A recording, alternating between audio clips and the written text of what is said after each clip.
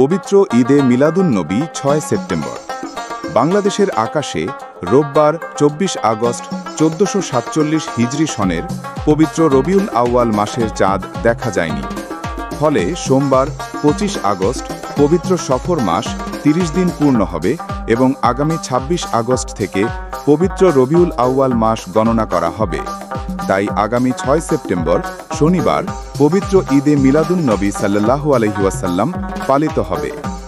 রোববার ২৪ আগস্ট সন্ধ্যায় বায়তুল মুকাররম সভাকক্ষে ধর্ম বিষয়ক মন্ত্রণালয়ের সচিব AKM আফতাব হোসেন প্রামাণিকের সভাপতিত্বে অনুষ্ঠিত জাতীয় চাঁদ দেখা কমিটির সভায় এ সিদ্ধান্ত গৃহীত হয়।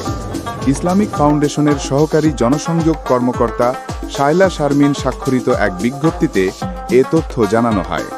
সভায় ১৪৪৭ হিজরি সনের পবিত্র রবিউল আউয়াল মাসের চাঁদ দেখা সম্পর্কে সব জেলা প্রশাসন, ইসলামিক ফাউন্ডেশনের প্রধান কার্যালয়, বিভাগীয় ও জেলা কার্যালয়সমূহ, বাংলাদেশ আবহাওয়া অধিদপ্তর এবং মহাকাশ গবেষণা ও দূর অনুধাবন প্রতিষ্ঠান থেকে প্রাপ্ত তথ্য নিয়ে পর্যালোচনা করে দেখা যায়, আজ ২৯ সফর ১৪৪৭ হিজরি ৯ ভাদ্র ১৪৩২ বঙ্গাব্দ ২৪ আগস্ট ২০২৫ রোববার সন্ধ্যায় বাংলাদেশের আকাশে পবিত্র রবিউল আউয়াল মাসের চাঁদ দেখা যায়নি। এ অবস্থায় সোমবার ১০ ভাদ্র ১৪৩২ বঙ্গাব্দ ২৫ আগস্ট ২০২৫ পবিত্র সফর মাস ৩০ দিন পূর্ণ হবে।